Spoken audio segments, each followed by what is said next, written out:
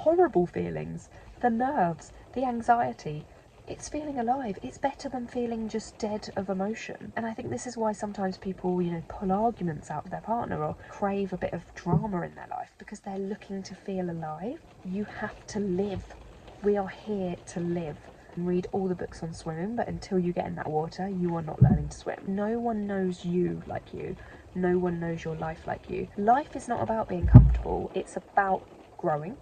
And growing is never comfortable. And what matters is how you feel. Life takes turns that we're not expecting. The only chance you have is by doing something you love. Or so much excited energy flowing through you that you don't even want to go to bed because you just want to do all these things. But I felt uncomfortable because I'd never done it. It's the cost of entry to get that feeling of achievement and of like, oh, I've done it. Just do it. Do it, do it, do it. Because you build up this belief in yourself that is so strong that no one else can build for you, that doing nothing else can build for you. It was still scary. You don't realise there's a reason you put these things off. The issue with someone else's advice is that on paper something might look perfect, but it might not feel right for you. Hello people, I hope you're well. I have got a sleeping child, which made me think I could actually do a video about something a little bit different. If you can do anything for your life and for the goals that you want, I feel like the most important one to just kickstart absolutely anything is learning to trust yourself again and your core inside. Obviously I'm only talking from my background, but there's so many things in life that teaches you to not listen to yourself. If you look at children, they literally they'll do weird things to regulate. They'll lay on the floor. Toddlers will lay on the floor. It's literally regulating with the magnetic field and stuff. It's like when they say go outside and put your feet on the ground, it actually does something, but we'll be told to get up and do that or whatever, unless you're literally left to it. Children are much more in touch with this. They know what they need and they'll all often follow it, which is why I like to really be guided by my daughter. Children will say their tummy hurts when it's the anxiety, because obviously we feel it in our tummies, but we don't always necessarily think about that as adults because we've disconnected more. When you think about school, I need to make sure I fit in. Often this mindset of being interested in the same things as others and not being too different and stuff forms, and it's all like a natural instinct to be safe and survive. Also, you're taught to trust what teachers say, ask an adult, ask the teachers, trust them. And of course that's important in lots of ways, but equally I think this was school with the rules of eating and going to the toilet. A child knows when they're hungry. It's different when you're talking about processed and ultra processed foods that teach you to crave more and make you more hungry, and you quickly burn off the sugar and everything else. If you're eating a whole food natural diet, kids know when they're hungry. And then you think about it, so depending how your parents are, you might have been taught not to listen to yourself or how you're feeling. You have to have very conscious parents if you're going to get the sorts that teach you to really go with your feelings and stuff.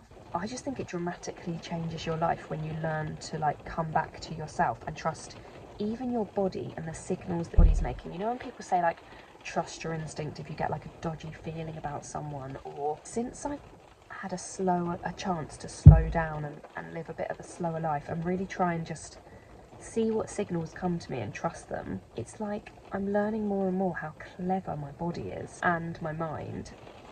And of course you have to distinguish between things that your mind says out of fear or whatever to kind of keep you to the old routines. Even in terms of where I'm eating healthier, sometimes you're not just hungry, it's because you're lacking a nutrient that your body is craving, so you keep wanting to eat because you keep feeling hungry. But actually if you knew what that nutrient was and you ate that thing, so it's good to think of all the kind of natural foods like carrots, different vegetables and things, and think, do I fancy that? Do I fancy that? Do I fancy something else? What is it that I'm really craving away from the bad food that you just want probably for comfort? When you trust yourself, the sky's your limit, because it's easier to make those decisions for yourself without thinking, is this the right decision for my life?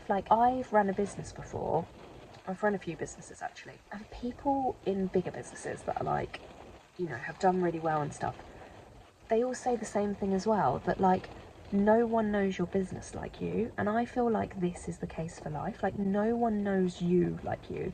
No one knows your life like you. The issue with someone else's advice is that on paper something might look perfect, but it might not feel right for you. And like the feelings that we get are our signals to whether we're on our right path or not. It's so easy to not follow your path because it doesn't really make sense on paper, or it doesn't make sense to someone else. Like, why would you take a 10 grand pay cut and go and pivot your career a bit? But it's like, that might not make sense to someone else over there because they're not living your everyday, and what matters is how you feel.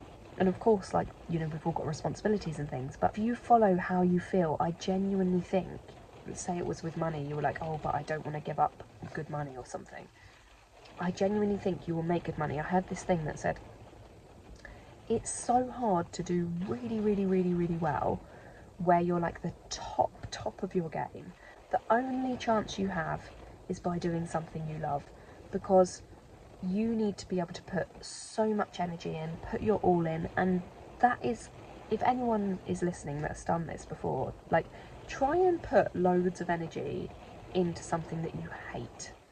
It is very hard to conjure up that energy unless you've got a really good a discomfort that you're trying to get away from. It is so much easier when you are pulled to something, when you don't want to go and do that exercise because you're so engrossed in that work you're doing, for example, or something. And I just think that actually, yeah, you're gonna find your path better if you trust that instinct, even if it doesn't always make sense. Life takes turns that we're not expecting, and pretty sure for most people, you'd say, like, if you look back in the last 5 years, you've gone in ways, your life has gone in ways, things have happened that you would never have predicted. You might have things that you have predicted, but there will be things that you haven't as well. I feel like this with manifesting and stuff as well. I'm doing a lot of this kind of like, right, what do I want things to look like? I'm also just going from what my instinct is telling me and what I feel like doing. You've got pulls to things that are signals, and things will happen if you go towards them. Like, life should feel good. Just look at plants. To know what life is about, plants are always growing. Life is about growth. If you're not growing, you're dying. So, like, it doesn't have to be in every area of your life, but you need to be growing to feel alive. And don't we see this? Like, even if it's uncomfortable, life is not about being comfortable, it's about growing. And growing is never comfortable.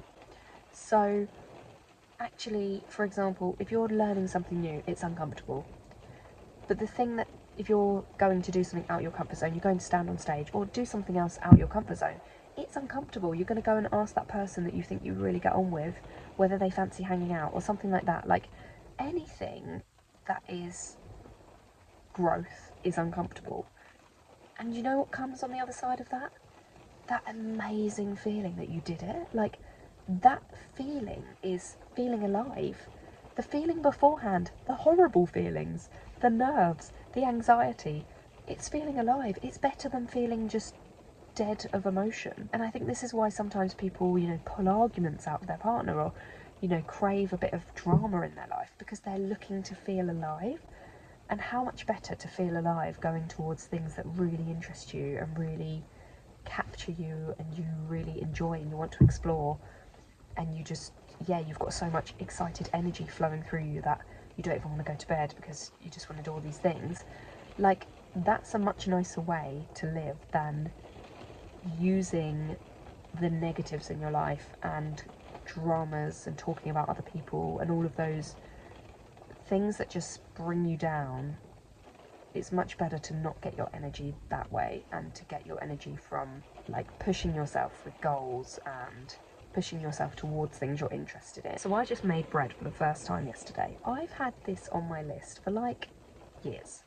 I've always wanted to make my own bread and see what that's like.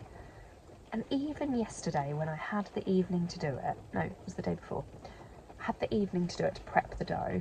I'd been speaking to my friend who makes bread all the time earlier in the day. She's now on like sourdough starter and doing all that. I was just trying to do a normal bread, but on the back of the flour it literally says flour, yeast, salt, water, and like the steps are so simple. When I was doing it, I was not comfortable. Like, I did find myself actually enjoying it once I got into the kneading, but it's not even a scary process. Like, it was 4 ingredients that I had to measure out and put in a bowl. I was on my own in the kitchen. doing this process that's pretty nice, but I felt uncomfortable because I'd never done it. And it's not actually a nice feeling, and this is what I realised, but I was like, it's the cost of entry to do the next thing, to get that feeling of achievement and of like, oh, I've done it. And I guess it's uncomfortable because you don't know if you're doing it right, you feel like there's a chance of failure, all of those things. But like, just do it. Do it, do it, do it, because the evidence it gives you, and you build up this like belief in yourself that is so strong that no one else can build for you, that doing nothing else can build for you. It's like when they say, you know, you can read all the books on swimming, but until you get in that water, you are not learning to swim. Like, you have to live. We are here to live. It doesn't have to look like crazy big things.